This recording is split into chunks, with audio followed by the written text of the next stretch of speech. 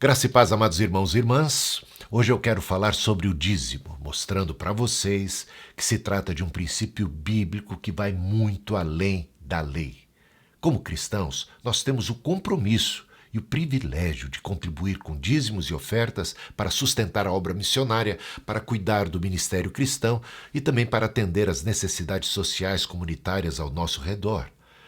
O dízimo não começou com Moisés e nem com a lei do Antigo Testamento. Ele já existia muito tempo antes, cerca de 400 anos antes da lei.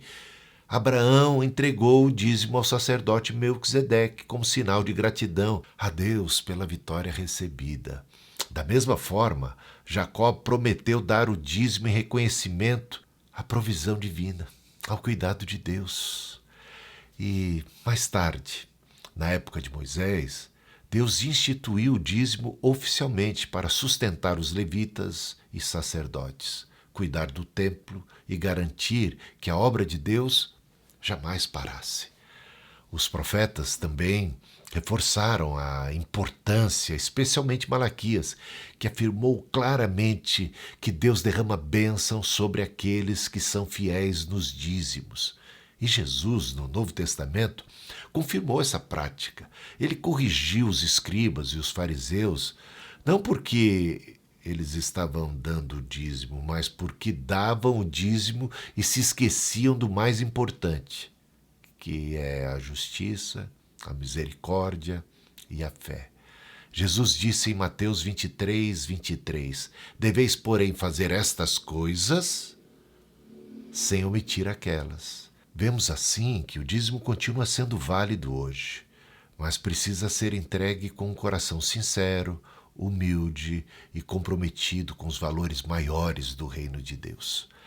Jesus alertou seus discípulos claramente sobre a importância de uma justiça superior, dizendo: se a vossa justiça não excederem muito a dos escribas e dos fariseus, jamais entrareis no reino dos céus. Isso está lá em Mateus, capítulo 5, versículo 20, ali no início do sermão, do seu sermão mais famoso, do seu sermão da montanha. Isso significa que a nossa generosidade precisa ir além de uma simples obrigação religiosa. Deve ser fruto de um coração transformado, que se torna generoso. No Novo Testamento, vemos claramente que a igreja primitiva contribuiu de forma voluntária, generosa e até mesmo sacrificial. Essa atitude supera qualquer obrigação legal e expressa verdadeira gratidão a Deus pelas bênçãos recebidas. O apóstolo Paulo também ensinou claramente sobre isso, dizendo que cada cristão deve contribuir proporcionalmente àquilo que recebe de Deus. Você vê isso lá em 1 Coríntios capítulo 16, versículo 2. Essa contribuição proporcional nos remete diretamente ao princípio do dízimo, iniciado lá atrás por Abraão. Hebreus capítulo 7 explica algo muito importante. Jesus Cristo é o sacerdote segundo a ordem de Melquisedeque, uma ordem superior à dos levitas. Abraão, a gente sabe muito bem, já tratou disso aqui, ele pagou o dízimo ao sacerdote Melquisedeque. E isso reforça que o princípio do dízimo não está preso à lei de Moisés, mas é, de fato, um princípio espiritual que permanece válido na nova aliança que nós temos com Deus através de Jesus Cristo. Malaquias, capítulo 3, versículo 10, nos lembra claramente que é nosso dever trazer todos os dízimos à casa de Deus. E hoje, essa casa é a igreja, o templo do Deus vivo, o corpo de Cristo. E Deus promete ali bênçãos abundantes para todos aqueles que são fiéis.